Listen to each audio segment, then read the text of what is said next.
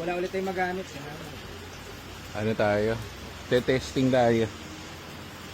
Te-test drive tayong sasakyan. Sabit ko dyan. Sabit. So may pupuntahan tayo guys.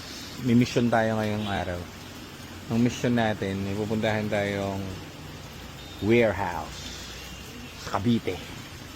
So tapos na yung mga ano natin dito, ginawa. So pag Monday, medyo onti lang ang people. Nag-release lang tayo kanina ng 2 kotse na sold. Tapos yung mga nagpa-PMS, pati mga nagpa-service, mga nakabili rito, nagpapa-service, PMS.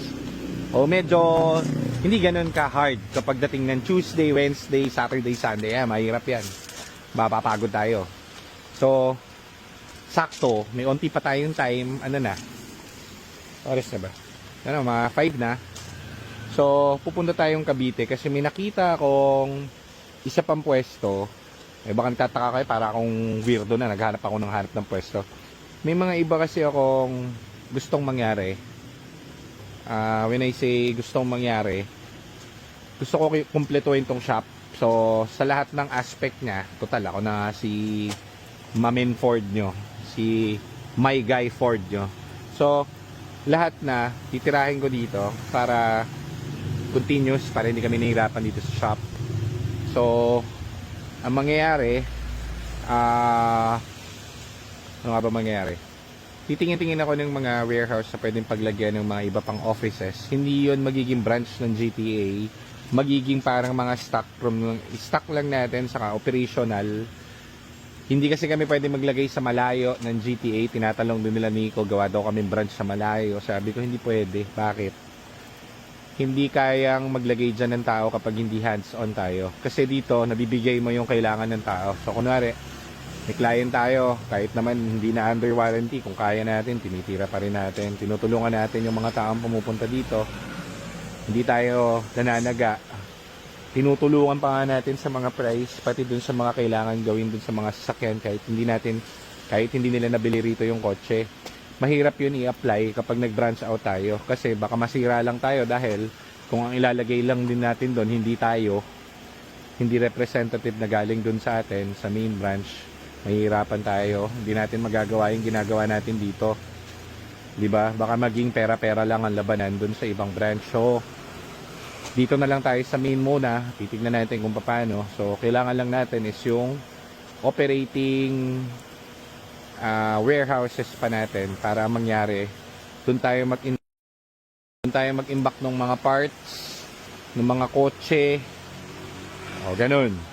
Hindi pa para mag-branch na ng GTA doon, warehouse lang talaga. So meron kaming pupuntahang warehouse, maganda kasi bago, in-offer lang sa akin.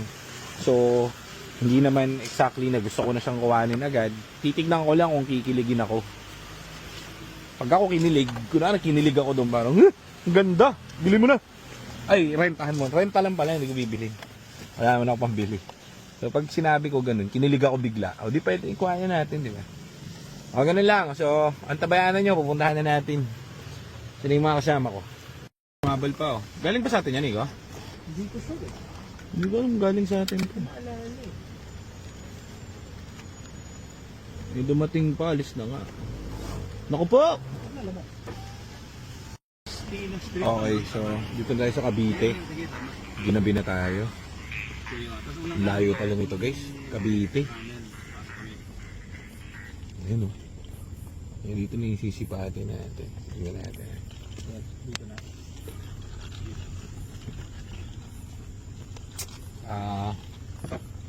Tingnan natin.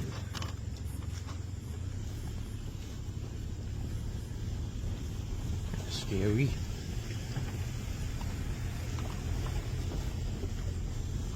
Warehouse na nga. Warehouse na, oh. Oh, maganda, ah. Oh, may libreng kotse. May kotse na. Ito guys, hindi na. Maliit ba? Hindi, ito yung labas 400, yung loob 300. 700. Parang gano'n.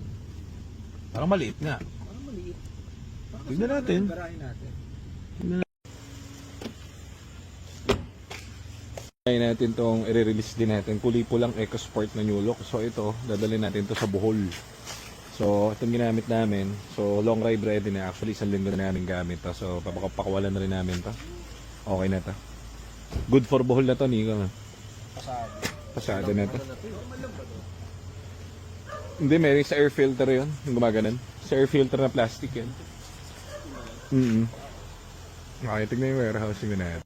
Negotiate pa sila rito eh.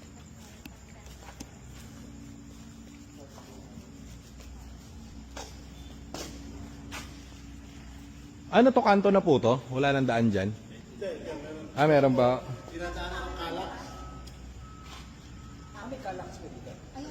Saan mas madaling umuwi ho? Pag uwi kaming Manila, saan ang pinakamabilis na way? Dito sa Belevista. Pag pauwi hong Maynila, paano ang pinakamabilis na way dito? Dito sa highway. Sa highway? Gentry. Gentry daw. Isa lang po exit. Yung sa kanina, exit. Dalawa sila. Isa dito, isa dito. Kaya nga, pangit ang daan.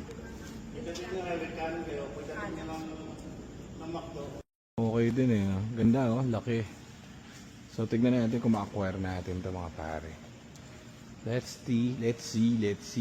Nakikita ko na yung mga units natin dito, display. Pine-prepare, di ba?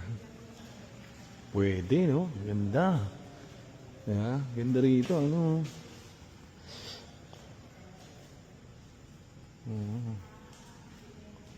Ito yung office na pakita ko sa inyo. Kasi ito, hindi na tayo magpapa-construction kasi meron na siyang nakaano na siya, kumbaga nakatayo na. Wala ka na isipin. Lilipat ka na lang. Diba? So ito. Okay. So, goods. Diba?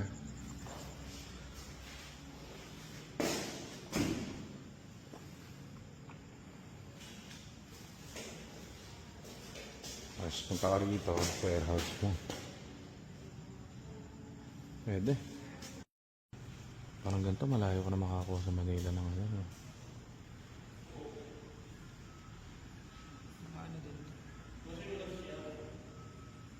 30 cars. Mga 30.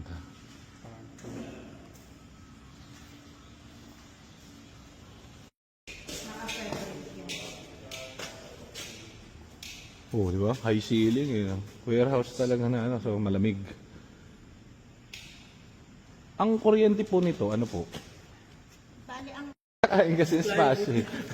Ayun na, nalagyan mo ng sa second floor para parang kalapati type lang yung ano.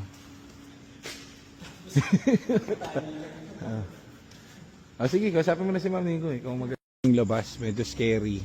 So, ito yung gusto ko.